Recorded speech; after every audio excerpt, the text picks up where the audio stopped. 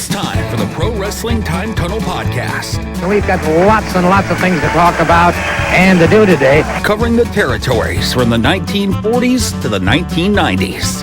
It's the best thing going today. Interviewing wrestlers, referees, authors, and other media personalities that have made the sport of professional wrestling great. The cream, yeah.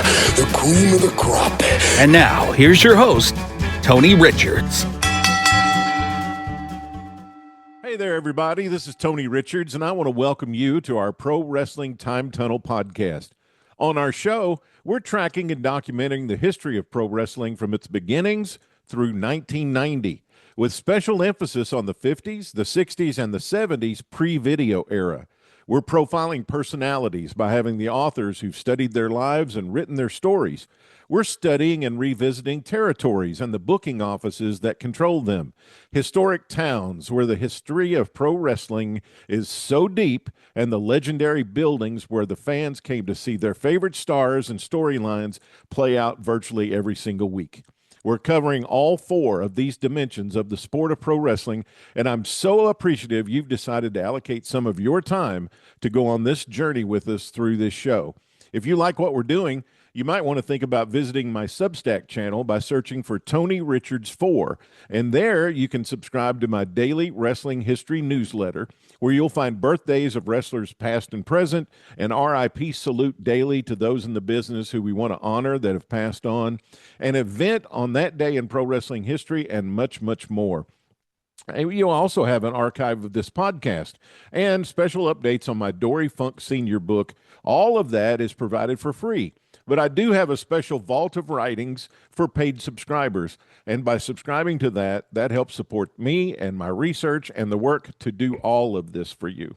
You'll find it all on my Substack channel, substack.com. Search for Tony Richards 4 and the Pro Wrestling Time Tunnel. You can also follow me on X at Tony Richards 4 or join our Facebook group, Pro Wrestling Time Tunnel. Okay, with all that out there, let's go to today's show and today's guest. Hey again, everybody. Welcome to another edition of Personalities, Territories, Buildings, and Towns. This is Tony Richards and our Pro Wrestling Time Tunnel history podcast. And today, I'm excited because my guest to be on the show with me is Steve Gennarelli. And you have heard him on other podcasts out there in the pro wrestling podcast environment. He's a regular on John McAdams' podcast, and he also guests on plenty of others. We can talk. I'll let him tell you about that. Steve, welcome to the show. It's great to be here, Tony, and I'm really excited about your podcast. I know your podcast is fairly new, but I think you're really filling a void, not only providing tons of information on the territory days, but I know your producer, Jake Hammer, has come up with some really great visuals to make you feel that you're back in the territory days. And yeah, I'm really happy to be a part of your show today. Okay, wonderful. Well, we're going to venture into someplace that I am not as familiar with because I grew up in the South and we didn't get the WWWF, get all my W's in there. We didn't get the WWWF. I didn't see it until really into the late 70s when my parents got one of those big backyard satellite dishes, and right. Madison Square Garden's cards were on some of the channels, and so that was the first time I really saw it. So I'm kind of discovering some of this stuff for the first time, other than just seeing it in magazines when I'd go to the local drugstore, and there'd be Bruno Sammartino on the cover, and they'd have taken an action photo of him, and he was in some kind of dire straits, that you knew he was going to come out of. And so seeing it in real life actually happening was kind of exciting. Yeah, it really is what drove me to become a fan, and I'm a fan all these years later. I can remember the very first night I kind of became a fan. I had seen wrestling in the earlier 70s, probably around 72, 73. It was the old IWA promotion, or NWF, with Mighty Igor and the Love Brothers and Tex McKenzie, Mel Mascaras, a whole host of others. And I was younger then, and it was all fun. It was great. It was amusing, but it didn't really hook me in. But a few years later, and this happened to a lot of fans in the Northeast. Wrestling was on at midnight on Channel 9 out of New York, New Jersey, the WOR show. And my brother and I'm sure we watched like a Rangers hockey game and stayed up and watched SCTV and some of the other shows that were on late at night. And eventually wrestling comes on, and the show begins, and for the fans that watched out of the New York program, they always would, Vince would come out and introduce the show and say what was going to happen this week, but then they would immediately go to a promo for Madison Square Garden, and that always made you know that Madison Square Garden was the most important thing of all. And that particular night, I'm watching for the very first time. They're hyping this match where it was Bruno and his cousin Tony Parisi were going to face in the main event this next show, superstar Billy Graham and Ivan Koloff, and it was coming off of a big angle that they had done on the previous MSG show. So we're there. My brother and I are watching, and he didn't like wrestling. He wasn't interested, but I was hooked into this. And it was like one after another. Superstar cuts a promo, and then Koloff cuts a promo, and then it's the Grand Wizard cutting a promo, and then Albano cuts a promo, and then you're all revved up watching this. This is at midnight, but you're all revved up, you're all excited, and then the best part of all was Vince then brings Bruno out, and like Bruno is like the voice of God. Like he's just looking at the camera and he's saying how like, all these guys who were like brash and loud, how he was going to shut their mouths and right the wrongs, and you're hooked, and you're like, I gotta buy magazines, I gotta go to the shows, I gotta see this. And those early days, I mean, I was a kid, I wasn't going to drive to New York or anything like that, but we were lucky enough, we did have HBO, and HBO had those early MSG shows on there. And I remember one of the first ones I saw was a month or two later when Bruno had his neck broken by Stan Hansen. Yeah. So those were the early days, and that's how I became addicted to this stuff called pro wrestling. You know what I find fascinating is just listening to you tell that story about the different guys that are cutting the promos, and I don't talk about the current product much at all, just because I'm really happy talking about the historical stuff, and I don't always understand what's going on currently either. But here's what I find interesting about what you just said. The WWE today gets criticized for all the interviews. Right. But you just said back in the day it was that way. Like there were interview after interview after interview building to the show and not as much match. I guess just because the show's longer now, instead of being an hour, it's a couple hours. Maybe that's the difference. But hasn't the WWWF and WWF and haven't they always kind of been built on television being more the sales part of it, and then to get you to come to the arena? Well, definitely back in those days, it would be fair to say that the fans who were really enjoying and digging this stuff probably enjoyed the interviews more than the matches, I would say. Mm-hmm. And you have to look at it this way too. Unless you're in a big market, you're not going to see Bruno because Bruno only worked the big clubs in his second reign. So during that second reign, in smaller buildings like the building I went to in Binghamton, we had guys like TJ Strongbow or Ivan Putski. Those were the headliners. And oftentimes the tag team scene would be a hot item on the TV shows that they would really emphasize the tag teams. Um, we eventually got Bob Backlund, and I was able to see Billy Graham a few times when he was champion. And Bob Backlund had no problem working smaller clubs. He'd work high school gyms. He'd go anywhere, and I'm sure Bruno was that way in his first reign too. He didn't have any hesitation to work high school gyms and stuff. But when Backlund came in, we saw a lot of him. We saw a lot of Billy Graham. Those were happy times to be a fan for sure. You bet. Well, in the spring of '75, Bruno's got a couple of feuds going, and I just kind of want to get your perspective because I'm sure these characters bled on over into the time when you started watching as a fan.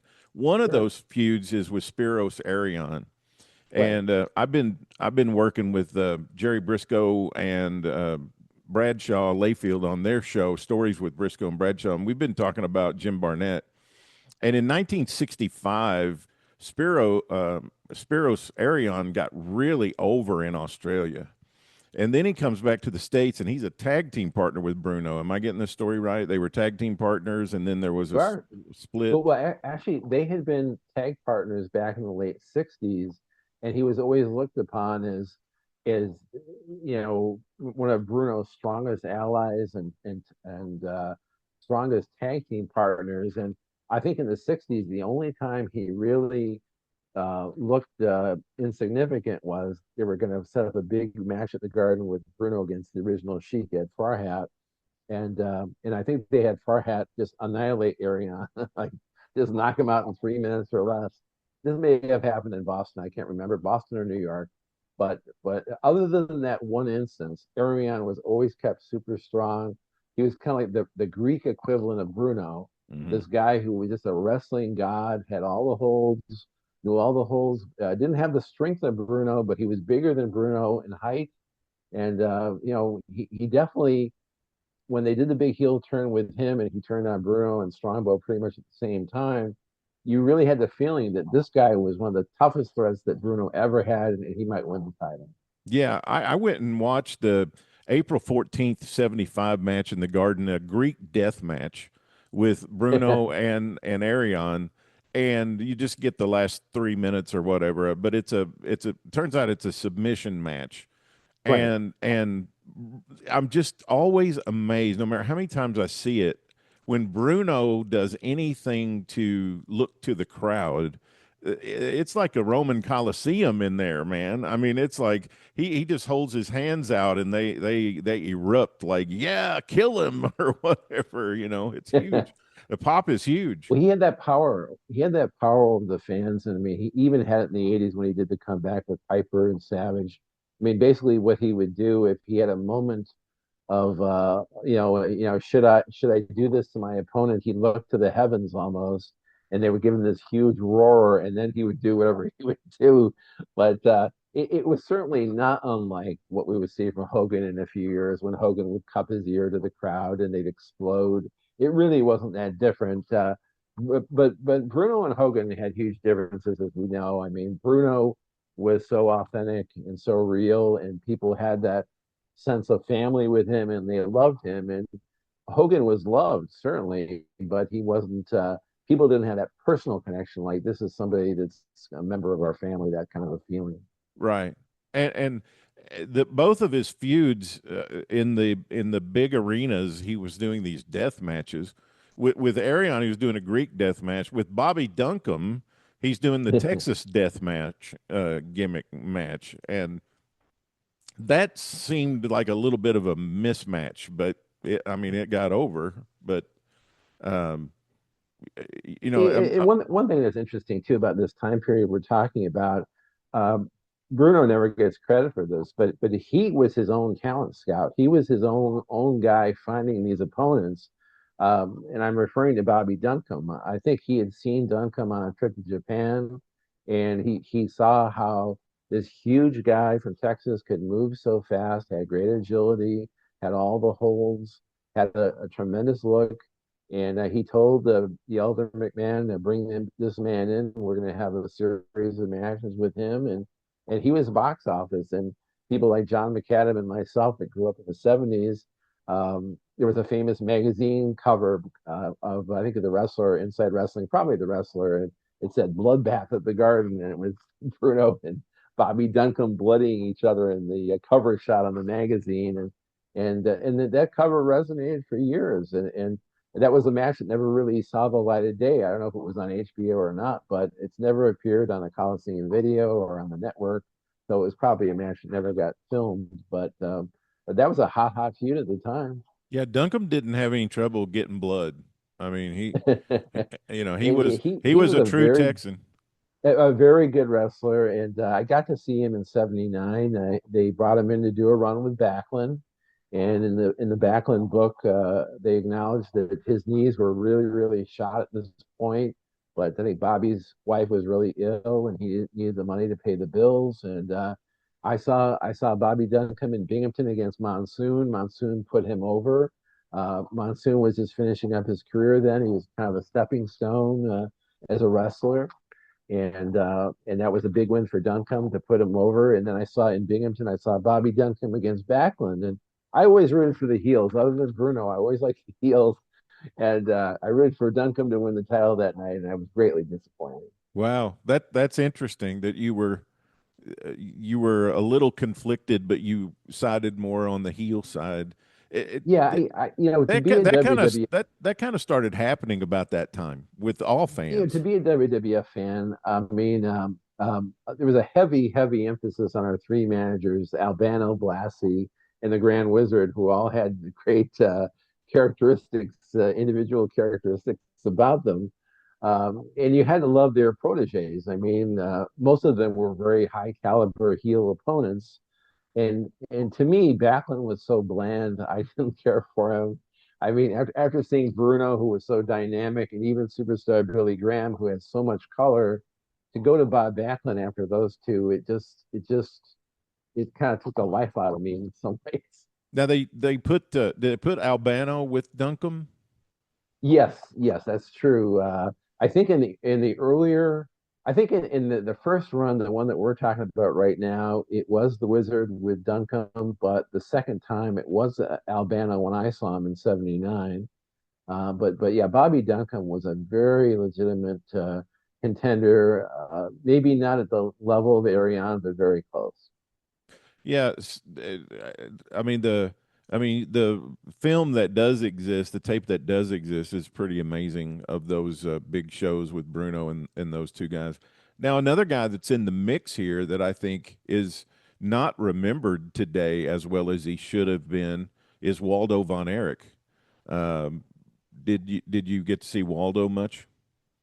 I didn't get to see him much, but what I did, I really liked, and you're correct. I mean, I've seen him in recent years on YouTube on these old clips and old matches, and it's amazing. I mean, it shows you how he, registered with the New York crowd. I mean, he had wrestled Bruno in the Garden in '64. They had three matches together, and to think that they brought him back in '75, a dozen years later, or close to a dozen years later, it just shows you that he resonated with the audience. And there was one long match that they had in '75, and then the second match is the one that's on the YouTube and it's been around for a long time, about a 4 minute match. And Bruno did a blade job on his arm, and some people said he had a broken arm, but and that's why the match was so short. But the heat in that match, and that match has been shown for years and years and years, but the heat in the match is just off the chain. I mean, you can almost see in the clip at the end where the referee raises Bruno's arm that it's almost like the building is shaking. It's so loud. So it's just one of those magical moments. And if people don't believe in old wrestling, or they think the old WWWF was a bunch of baloney, they got to see this match just to see the reaction of the fans. And it was definitely a magical time. I mean, I was there for all the Hogan matches. I mean, I saw the pay-per-views. I saw all the big TV matches, but I never saw an explosion like that of the fans and the audience the way the Bruno von Erich match did at the Garden. Well, just I talk about this quite a bit, and there's a little bit of psychology involved in it. But I mean, as human beings, we all have recency bias, Right. So the farther we get away from some of these things that you and I are talking about, and that we actually experienced as our generation ages out, some of these things will be lost. And that's one of the reasons I'm doing what I'm doing, is to at least provide some kind of recorded history. I know other people are doing it too. And I think it's important because, if I just think whatever wrestling you grew up with is your favorite, That's and true. it kind of stays with you, and then you add recency bias into it, then these guys like Waldo von Erich and Bobby Duncombe and Spiros Arion, they sort of go into the mists of time. And Right. speaking of that, another guy that was in the mix in late '74 and early '75, still on top with Bruno's Killer Kowalski. Right. Killer Kowalski is one of one of those names, maybe on your Mount Rushmore of all-time heels. He really went back a ways with Bruno, and they had some famous matches. I think the most famous one, other than the one that's on YouTube from the Garden that we're talking about this time frame, he had a real famous match from Fenway Park in 1969. They had a outdoor match where it's a famous picture of Bruno hitting him with a wooden chair in the ring and during their match. And but they did have a long-standing feud, and apparently in real life they're very good friends. But he was one of those guys that could come back in the 60s and 70s, and I know they had some matches when he was one of the executioners in 77. But they really had a long track record together, and he was a very useful part of WWF history. And of course, he trained Triple H, so we have to give him credit for that too. Yeah. Yeah. Killer Kowalski just, I think a lot of fans just automatically put him in the 50s and 60s, but he's still on top here in the 70s and still drawing. And he's still a big name in Japan too at this time in the 70s. He's going over there still and participating in their tournaments and tours, and Oh, he had a absolutely. lot. He had a little bit longer run than you just off the cuff think about. Oh yeah, one thing that I learned just from prepping for this show was I didn't know until prepping for this particular show was that him and Bruno teamed up in All Japan on one of Baba's shows around 74, 75. I mean, and this would happen later on. I know Strongbow would team with like Volkov, and they'd have those weird matchups like that. But yeah, Bruno and Kowalski teamed together in Japan around 74, 75 against two of the top stars of Baba's promotion. So it's very interesting just even to try to cope with that really happened. So you mentioned the Big Chief, and he's the guy that's filling in as far as Bruno's. Bruno's working just the big cards, right? And typically, then on the other shows on top, you got Chief J Strongbow or you got Gorilla Monsoon. Right. What did you think about Chief J? At the time, I think I think he was kind of like regarded as the people's champion because he was on TV all the time, and it seemed like if the WWF was a big soap opera, then he was kind of like the victim a lot. Albano was always hurting him or hitting with a fake cast or having so the major heel of the day do a number on him, and he was, but just he was beloved. I mean, I know he did his war dance and he did his chops and he had the sleeper hold that nobody could get out of, and it was a much more simpler time, but he was just a beloved wrestler, and I saw him headline many times. I got to see him two or three times against Billy Graham in late 1977 when Billy was champion, and the matches were extremely short. They were like 3 to 4 minute long matches, but it was all Strongbow. I mean, he didn't give Billy. I mean, Billy was just selling for him just for the entire 3 or 4 minutes, and I think Strongbow.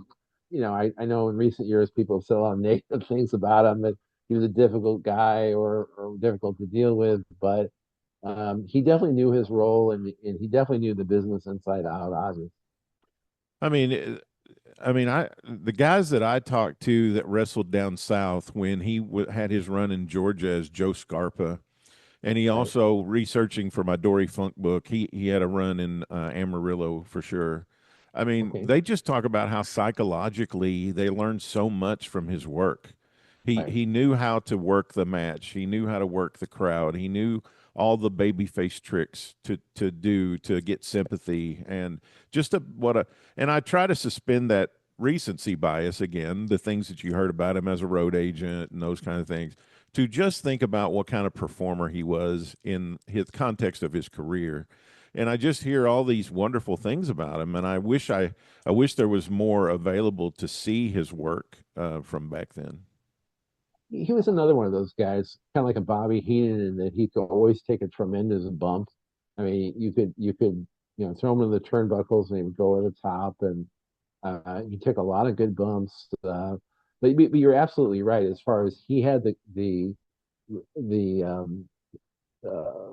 what's that? We always say that Jake Roberts had great psychology. Well, Chief J must have had the most best psychology, and Bruno too. I mean, these guys were great storytellers in the ring. Essentially, you could believe what they were doing, and they hooked you in every time. It was not like oh, this feud was good or this match was good, but I've had enough. I've watch another show, or I'll watch a baseball game or something else. They they hooked you to the point of you wanted to keep coming back for more, and there's something to be said for those territorial stars that can do that time and time again. Well, Jack Briscoe said, he learned how to be a babyface from Joe Scarpa, and Really, that's good enough for me. that's a high compliment. Yeah, Yeah. right. What I know, Brian Solomon's working on his Gorilla Monsoon book. At this time in '75, how did fans look on Bruno or on Gorilla? I asked that question to myself too. I mean, there were times, and I know we talked about this recently.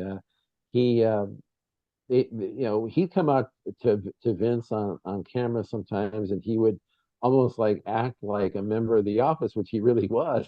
And he would give updates on, well, the tag team tournament, this is going on, or if there was something involving the office, like some wrestler got suspended, he would come out and give the news. So he was like a part-time wrestler, but he was like part-time office. And but as a fan watching and seeing him, like for instance, like that match with Duncombe in Binghamton, you had to respect him. I mean, we knew he had this long history of being in the promotion, going back to the days when he was a heel in the early '60s, going against Bruno, and he was one of Bruno's most famous challengers.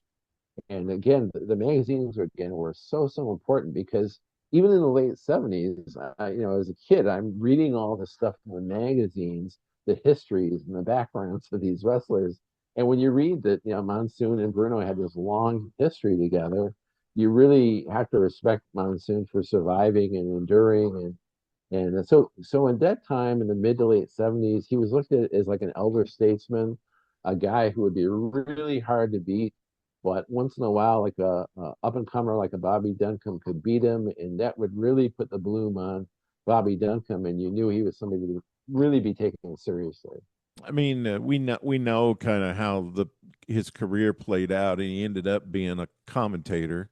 Right. Do you think, and this is things that I think about and speculate on, but Vince Sr. and the powers that be at the time, do you think they were doing that intentionally, booking him as a part-time company official because they thought he was going to go that way in the next few years? They were going to work him out and work him out Yeah, to a. yeah. I mean, my understanding from what I've read and what I've heard, I mean, in those days, the odds probably would have been on him taking over rather than young Vince.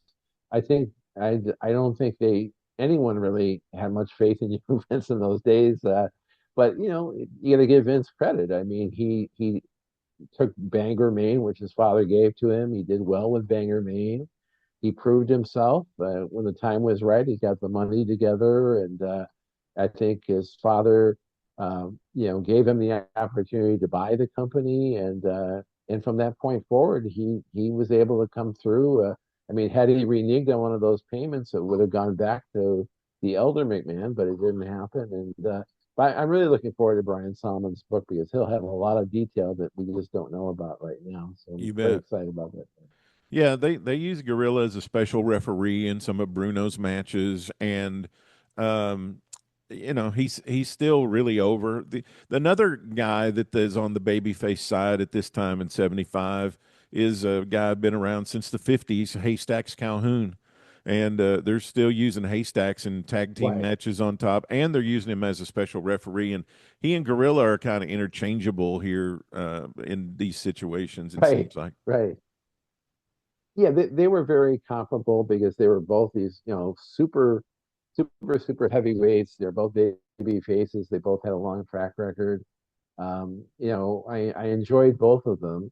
I heard Tony Garea on a recent interview said that him and uh, Tony and Calhoun got the tag straps in around '72, because Ray Stevens and Nick Bockwinkel were supposedly coming to New York for a brief run or a run with the tag titles. And the first I had ever heard of that, but apparently they dropped out. They said they couldn't make it. They had maybe a different commitment that they preferred to go to. Yeah, but just to think of them being in the WWF at one time, Stevens and Bockwinkel, that's very interesting. But Calhoun, like you said, he he finished out the 70s. He worked right up until 79. But I think by the end of 79, I think Calhoun was just kind of going on fumes. Monsoon still had that gravitas because he was booked stronger and, of course, was in better shape than Calhoun. And also the gravitas from his feud with Bruno from the 60s. I don't think Haystacks. I talked to Jerry Oates about him, and I've talked to a couple of different people that rode with him on the road, and he just didn't take care of himself very well, and that added Right, to his size and his mobility and all those kinds of things. And he's just, the reason was he was just over, as a legend at right. the time. Oh, he was. Speaking about the tag team, let's talk about the tag teams. I mean, there's three or four really good tag teams in the WWWF in '75, starting with, and I had Evan Ginsberg on not long ago, and that was the first Madison Square Garden card he saw. He said his most vivid memory was the Valiants coming down the aisle at the Garden. Jimmy and Johnny Valiant, they're the tag champs here at this particular point in time, and man, were those guys over his heels or what? The two of them with Lou Albano were really. I was trying to think of a word that would kind of encapsulate the Valiant Brothers, and I guess the word would be audacious. I think people were just in awe of them. Though they were so flamboyant and so larger than life with Albano and crazy outfits, costumes, and crazy interviews. And they were heat magnets at the time. I was more familiar with their run they had later on in '79. John McAdam and I have gone over that a few times, Yeah. and we were both very disappointed in that run. But it's just again, how can you catch lightning in a bottle? Sometimes you can, I guess, but it was just that initial run in the '74 '75 time frame where the Valiants just caught the imagination of New York, and they were able to replicate it in some other territories. I mean, they had already had a nice run in the WWA, but I think in the between the time of this big run that they had and when they came back in '79, I think Billy Graham had a lot of that same pizzazz that they had, but he had the incredible body which blew everyone away, and I think that may have pulled some of the steam out of the Valiants in New York, in my opinion. I think Jimmy working as a single for a couple of years probably.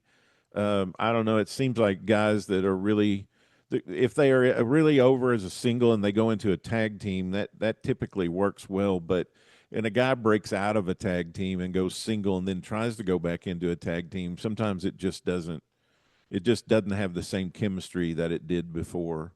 And Yeah, anyway, yeah, and there was more to it too. I mean, in that run in '79, I think poor Jimmy had gotten Hep C, and he was a sidelined a bit, and then they brought in Guy Mitchell to be Jerry Valiant, and they just the kind of the magic was gone. I mean, they tried to replicate the magic, it was just gone. But just like Evan Ginsberg said, those guys were so likable. Johnny Valiant had his humor, and they brought him back later to be a manager, Johnny V.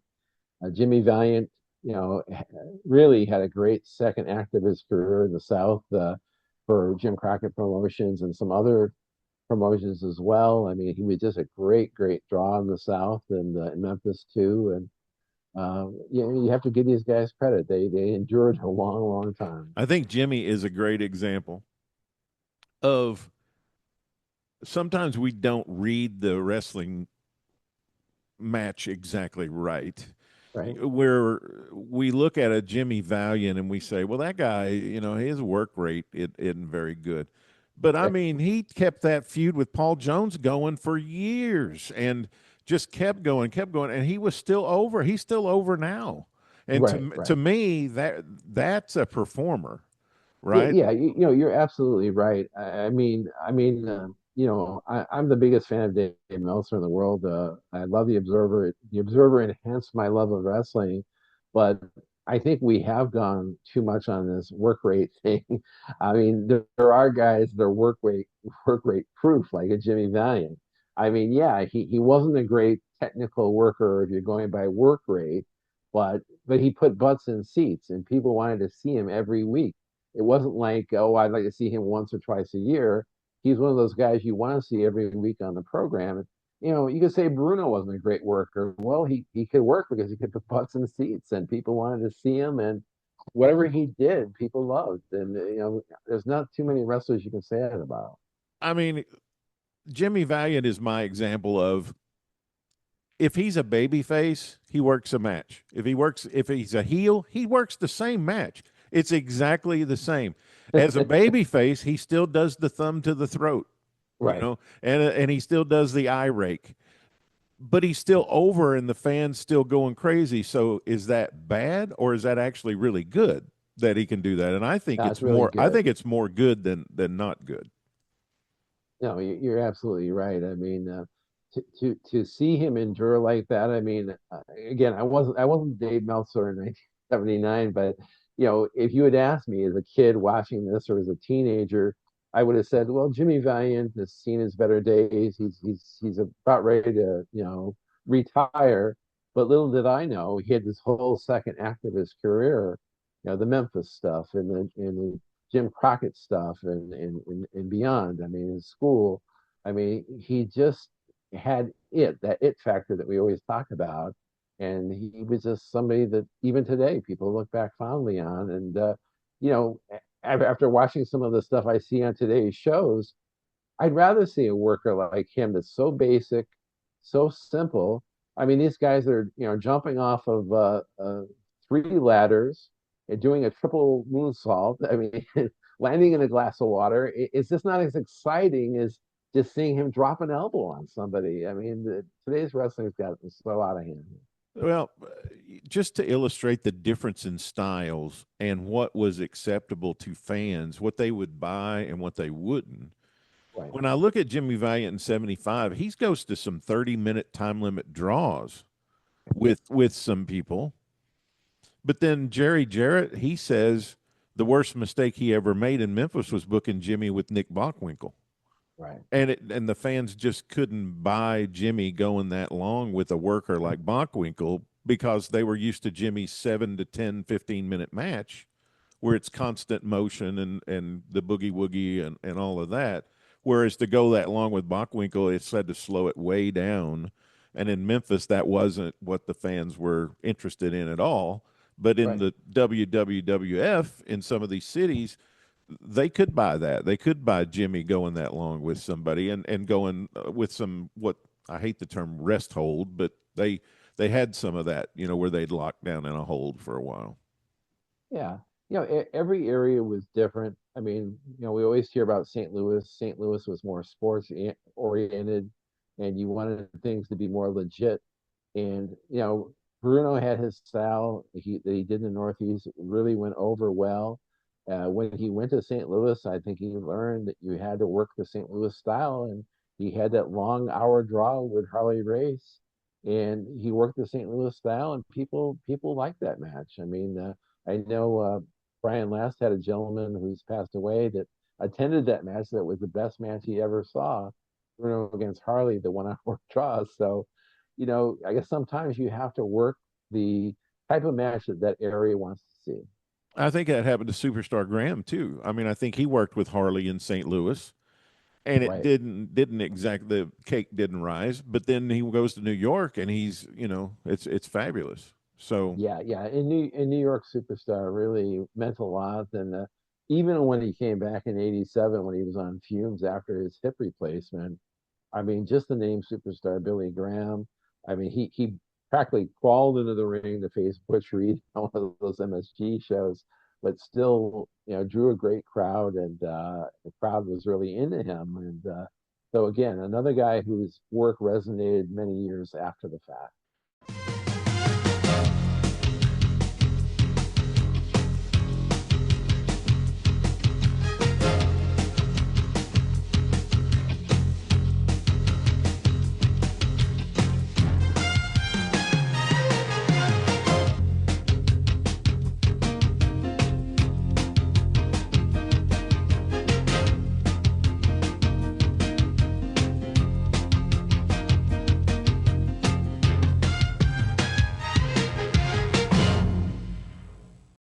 Tony Garea probably doesn't get the credit today of the star that he was back in this time and before. So he and Dean Ho have been in a program with the Valiants for a couple of years. What was your perception of Garea and Ho? Well, I've read all these years about all these different tag teams that Tony was in, and I mean, I saw some of them. I saw the team with Zabisco. I saw the team with Rick Martel, and I read a lot about the other teams like the Ho team and the Calhoun team. Tony was just this, strong, silent type actor. Just a good-looking guy, and he was kind of that baby face for the female fans to root for and cheer for. And he really delivered what he was supposed to deliver, I guess. Just the strong, silent type, but he was a man of few words on interviews. He was just a good-looking guy with a couple of tattoos, a lot of hair.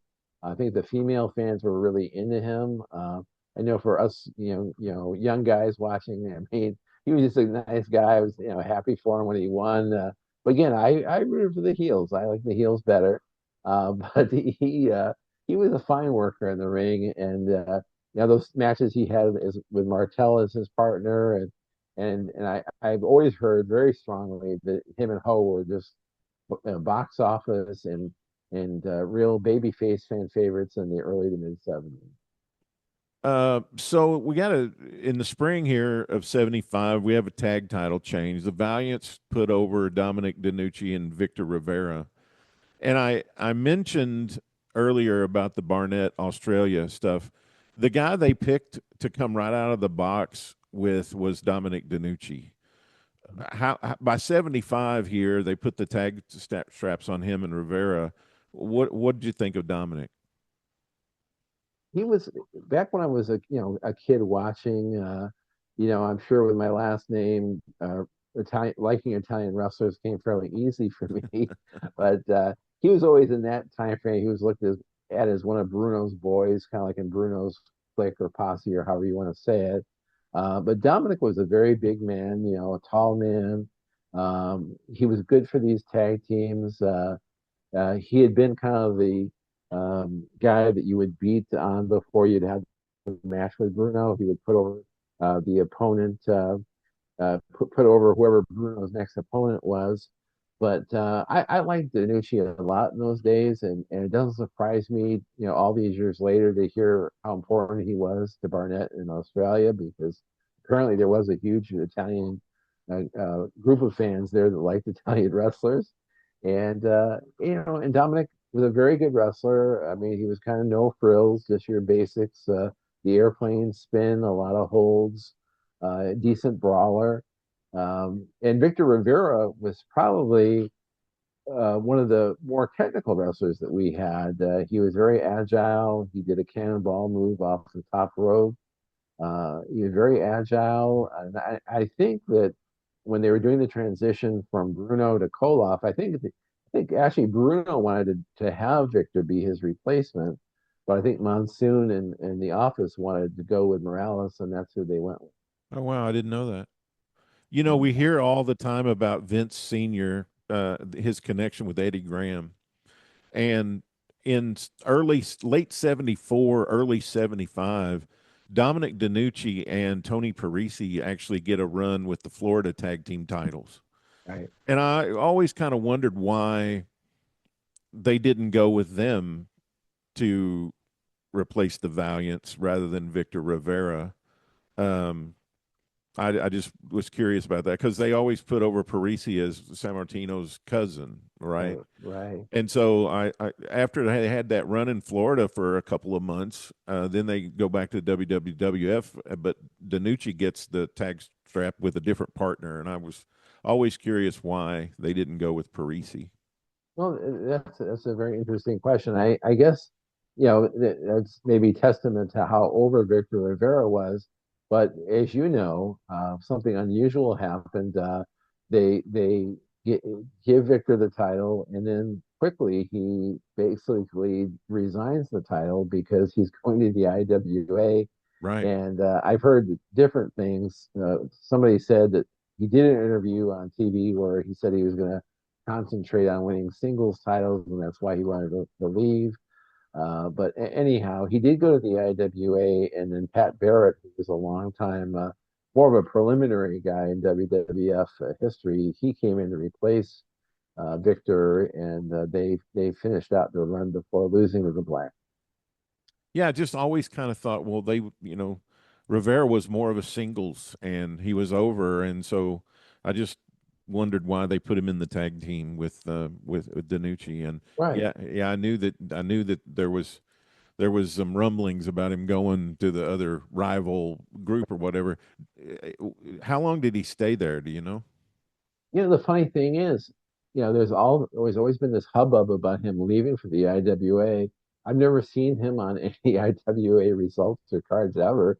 I mean, maybe I haven't been digging hard enough. I don't know if he ever ended up working on one of those shows, but considering what it cost him, I hope he did work on at least one or two of those shows. Yeah, he did come out on television and give up the tag belt, didn't he? That's right. In an interview. So, well, there's another interesting character on some of these cards that I was curious about that I don't know that I've seen maybe before. That's the Wolfman. The Wolfman. The Wolfman was Willie Farkas, and sometimes he'd be identified as the Canadian Wolfman. But he went way back to the early 60s with Bruno up in Canada. He was a Canadian wrestler.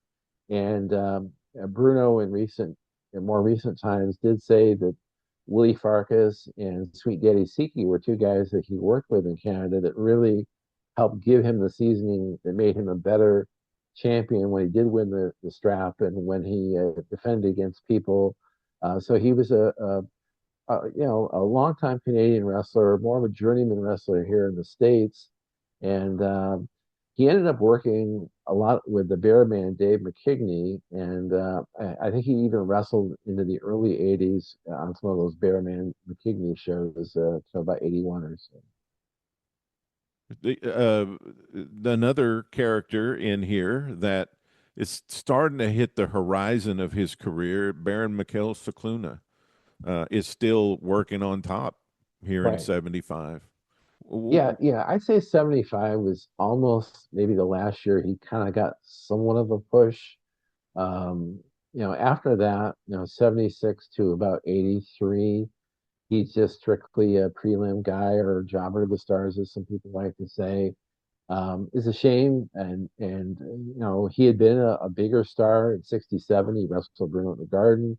I think he even wrestled Morales in the Garden around 72 or so. Um, he was a large man, and always in very fit shape. And another guy that wrestled all over the world, had a great track record. But like a lot of guys, he wanted to be a homesteader, and he lived in Pittsburgh. And I guess he felt more comfortable making a lot less, but living at home in Pittsburgh and being there for his family when needed, and making a smaller paycheck, unfortunately.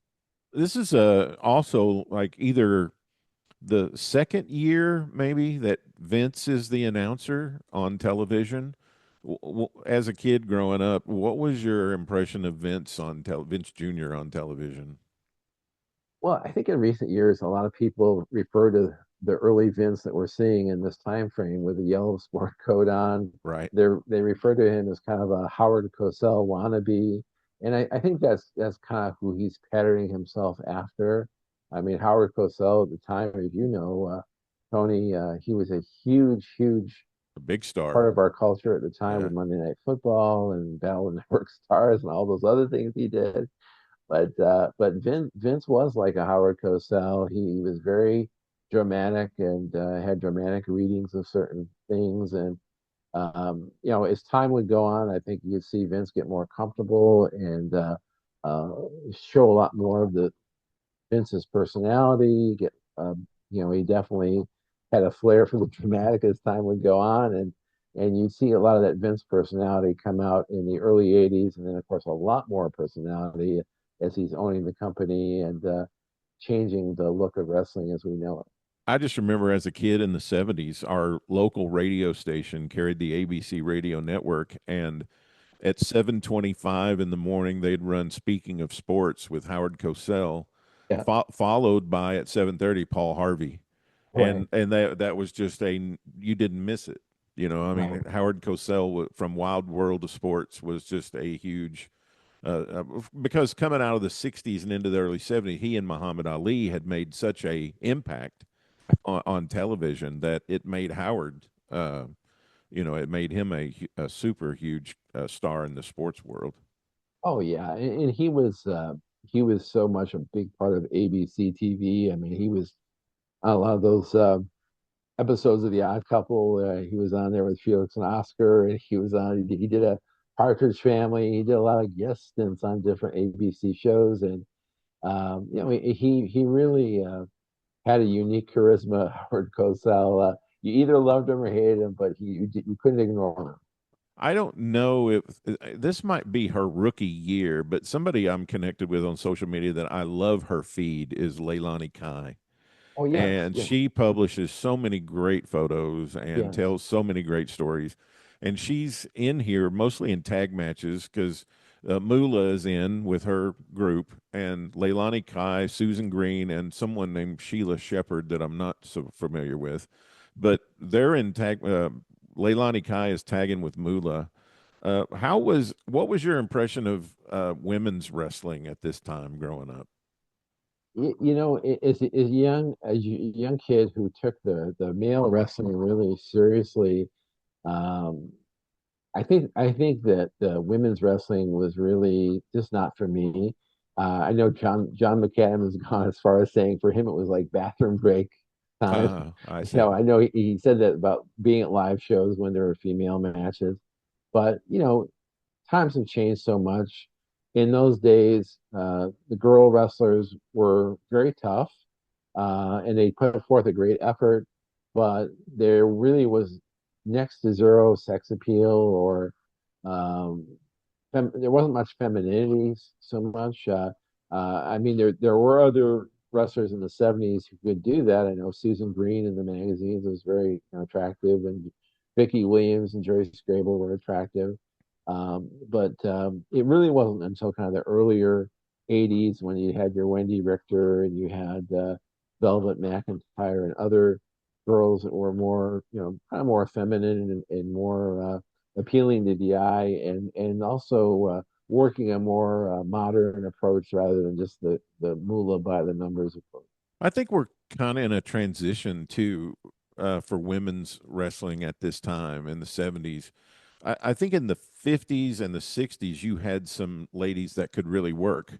And I think the quality of the matches in the 50s and 60s were probably a little bit better. I don't know. The 70s just seems like a dead period for women's wrestling. And I know Leilani, she got to be a more polished worker in the 80s and had some success. But when I think about Lorraine Johnson and Penny Banner, I mean, they could work, and they had some fabulous. Kay Noble, um, I just wrote a piece about a mixed tag match in '65 with Vern Bottoms and Fran Gravette, and they could work. And you had some ladies that could really work, really strong matches. And I'm sure Moolah could work in the 50s and 60s, but here in the 70s, it just seems like it was kind of a transition time till we get to the Wendy Richter era. Well, it's funny. There was something, and I just learned this a year or two ago. There were a few times in the early '70s, I think it was more like maybe '73 or '74, where in some cities, I think it was Baltimore and maybe some other ones, they actually tried to do some cards where there were almost as many, or there were as many female matches as there were male matches. Wow. And WWF tried this back in that era, and it didn't last long. I mean, they just did it maybe once or twice. They may have had a battle royal, and then they had three or four female matches, and then maybe three or four male matches. I think it was unique that they tried that, but I think it was just more of an experiment than, hey, let's do this everywhere. Or either that or it just didn't catch on. So when you were just kind of looking through some stuff, thinking about coming on today and talking about this particular period of time, was there something that stuck out to you that you thought, oh wow, I forgot all about that, or oh my gosh, I didn't know that, or there were names that you weren't familiar with, or any of that kind of stuff? A couple of things. One, I did see that Don Cornolo, very well known for being in the Carolinas in the early '80s, at the beginning of the early Starrcade era. He's on a show that blew my mind. I had no idea here in '75 he's in the WWWF. I Yeah, had no I think this idea. is his rookie year, maybe. Yeah, that blew me away. And then the other thing, and this kind of dovetails to what we've already been talking about. Um, as far as Bruno Sammartino as a champion in this time period, there was a famous magazine cover. I think it was Inside Wrestling, and it had a picture of Bruno like suffering in the ring, and it had all these little bubbles surrounding him, and it said, the toll being the champion has taken on Bruno, and it said versus Duncombe versus Koloff versus Ladd versus Superstar versus Arion. So the time frame we're talking about, he goes from these major matches with Duncombe and Von Erich and Arion, and then the months that follow, he's going to wrestle Koloff and Superstar, and then the broken neck against Hansen, and then Brody, and then Patera, and then not far after that, he finishes out his title reign, but to suspend disbelief, to find a kayfabe, you can really believe that Bruno is putting his life in jeopardy against these major, major stars. A lot of them are much larger than him. Another thing that's interesting about this time frame we're talking about, the Bruno of the '60s and the early '70s was a much larger man. He was about 270, 275 pounds, just a big behemoth of a man. But by the time he comes back for the second reign, he dropped about 25 to 30 pounds, and he's much more aerodynamic, moves a lot better in the ring, not doing nearly as many power moves. I think his back was probably completely wrecked by this point in time. But so it's really interesting to just try to take this all in, that Bruno had all these major contenders, and the fact that he was able to survive and get on with his life after this is really saying something. Well, it reminds me as you were going through those names, and I looked at those too, and when you said, he kind of was his own talent, his booker of his own talent, finding guys to, I mean, he did a tremendous job.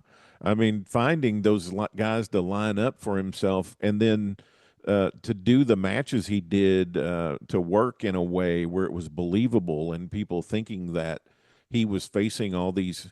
I mean, just when you were saying those names in my mind, I was thinking, wow, that's, quite a lineup for a champion Oh, it, to it was. It face. was it was very, very impressive. And um, just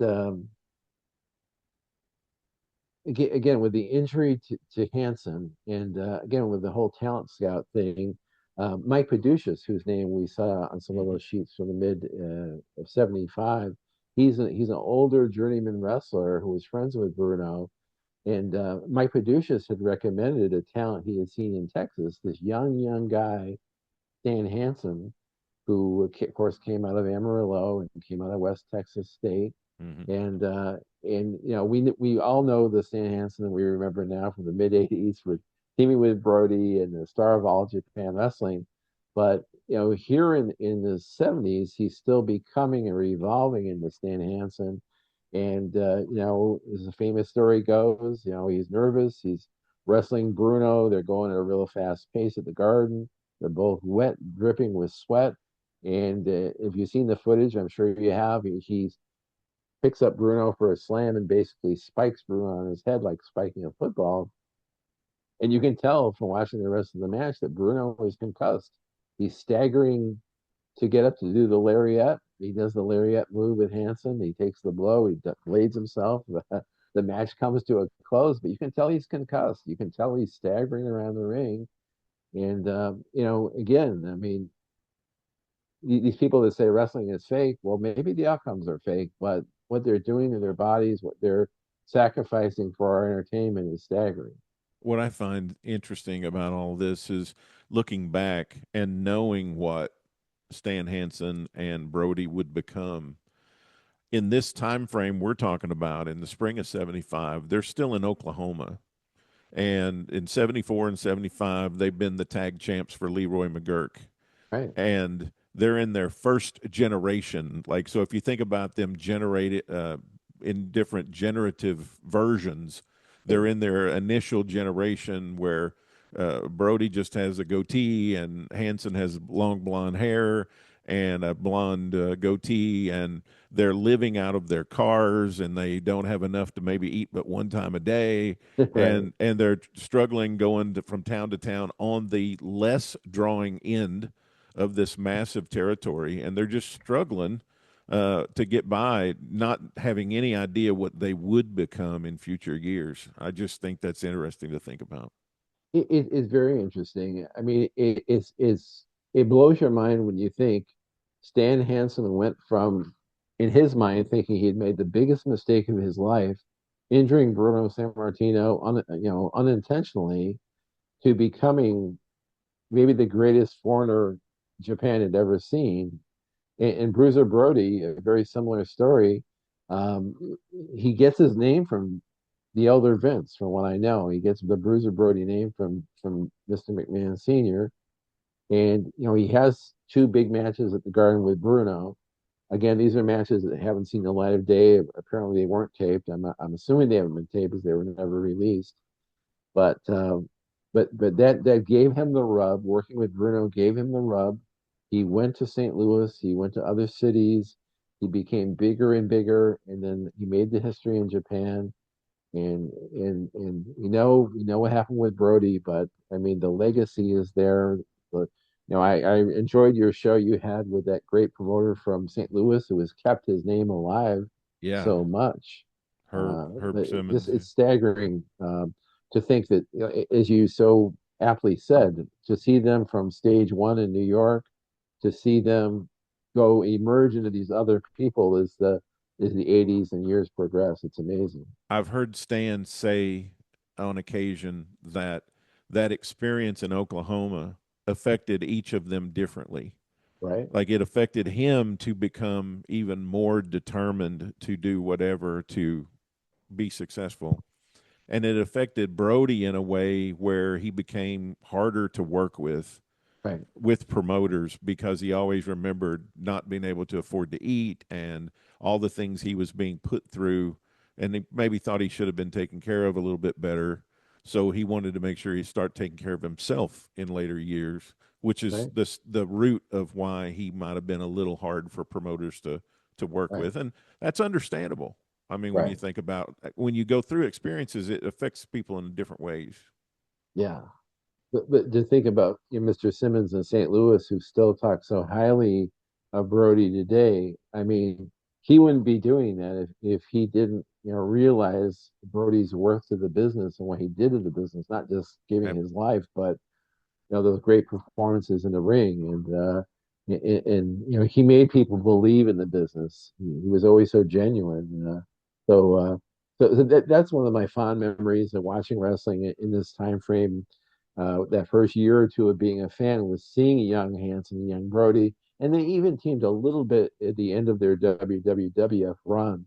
And it was so magnificent to see them together because you knew that they were going to become something really special. I heard you recently on a podcast. You mentioned Meltzer earlier, who I also have a lot of respect for. Um, but you talked about how the feeling you would get the day the Observer was supposed to come, Right, and I think that's what I'm trying to do with this show is I'm trying to recreate those feelings we had back then, right. while educating future generations that didn't get to experience it the way that we did in real time. Oh But there, yeah, yeah. Those were incredible days. You know, I used to get the same feeling, by the way. I'd oh yeah, yeah. I mean, you look back on your life. I think you became a fan earlier than I did, but I became a fan in '76. So those first couple of years, '76, '77, when Bruno was the champ and Superstar was the champ, and I saw Hanson and Brody, those memories stand out to this day. But in the mid '80s, when the national expansion happened, and you're seeing that these guys who I grew up with, like Lou Albano, is becoming like this mainstream guy. Here he is in this video with Cyndi Lauper, and you're seeing, all these people that I grew up with are, in some way or another getting this focal point or getting attention. And then I discovered the Observer, and I'm getting the Observer arrives usually on a Saturday. You get it, you take that staple out, and you start reading it. And every paragraph, I mean, I know there's people who don't like Meltzer, but for us, every paragraph, you're learning brand new things. Oh, Jerry Blackwell has left the Oh AWA. yeah. Oh, someone has passed away. Oh, there's going to be a big show. Oh, I mean, like every paragraph, there was all this news about people jumping from promotion to promotion, or somebody's leaving, and I love the readers' pages. That was my favorite Me, part. me Was too. I loved I it. just love the readers' pages because you'd have like 3 pages of letters, and they would have people just like us talking about, well, this resonated with me, and this meant something to me, or I really like this, or I hated this, and that part really made me happy. I mean, it was like it's like we have this camaraderie of fans, and we're all sharing little dribs and drabs of things, and Meltzer's giving all of his point of view. It was just like the happiest time to be a fan, I think. Oh, I'm just like you, and I remember feeling so good there were other people like me. Yeah, Like, oh my gosh, I still remember I would get excited over Steve Minari from St. Louis. yeah, yeah. He For would St. write Louis, some of the wasn't it? great pieces in their letters about things, and Oh yeah. just different people. And I would think, oh man, there's other people that love this stuff as much as I do. Like this is really cool.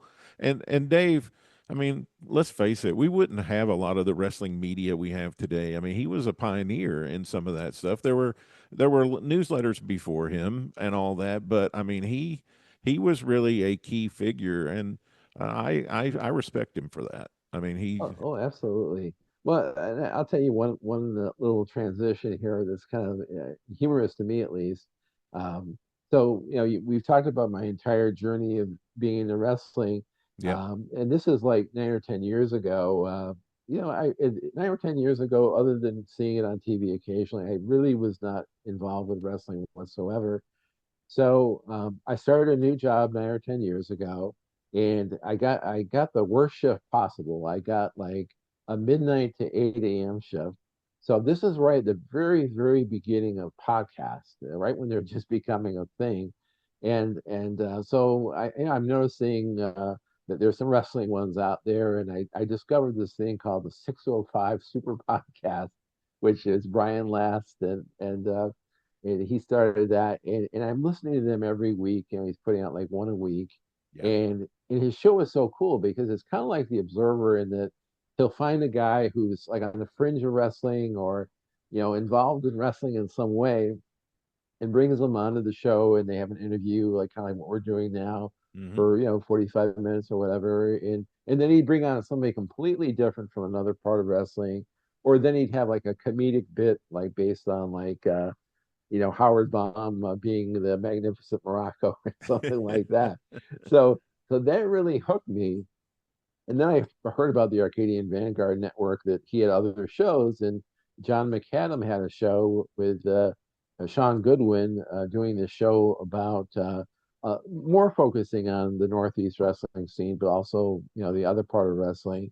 And John and I had corresponded a little bit, in years gone by, like on Kayfabe Memories or Wrestling Classics, and so we knew each other a little bit. But when I made contact with him, he says, "Hey, I really want to have you on my show because you would be good, and we can talk wrestling, we can talk WWF, blah blah blah." Yeah. And eventually we did it. We did it once or twice. His original guy, Sean Goodwin, had to drop out. I think it was a scheduling. And eventually he said, "Would you like to become a full-time guest host?" And I said, "Sure, sure." And we've been doing this for a long time. And I really enjoy it. We have a Facebook group. We have a lot of people participate, and I've met a lot of people that way. Nice, nice people like yourself. And it's just so much fun. It's kind of like that. It's kind of like that Saturday getting your Observer. You're taking your staple out, but you're connected to this wide group of people. So it's a lot of fun. And what's great about it is it's the name of the show is Stick to Wrestling, and you guys don't always, and that's great. Well, we we talk about pizza and some things like that, but or The Sopranos, but it's mainly wrestling, and we Yeah, like it like that. you bet. Yeah, you guys do a great job. It's on the Arcadian Vanguard Network. It's called Stick to Wrestling. John McAdam and Steve Gennarelli. You should check it out. And Steve's going to be on here with me. We're going to be talking about WWWF on my show from time to time. And one other thing before I let you go, you've been so generous with your time to hang out with me today. You mentioned somebody that we're not probably going to be mentioning I don't know when we would ever mention them again, but I just posted a picture of them here a day or two ago and got all this reaction because people were not familiar with the Love Brothers.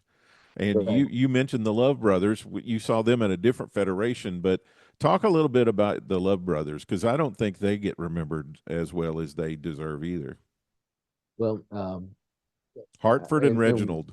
it was saying about the Love Brothers. I got to give a shout out to Bob Smith, who's had me on the show a few times. Outdated Wrestling Hour, a really great guy. Bob had grown up in Albany, and he saw a lot of the NWF, which eventually kind of became the IWA. And the Love Brothers were really popular in that federation. And they were two guys that were essentially like hippie wrestlers. And I guess the idea was just because they're hippies, they're heels. You have to hate these guys. They're not part of the establishment, I guess. And it's kind of funny because you would think that the wrestling fans would be more accepting of these hippies, Right. but they were supposed to be hated heels.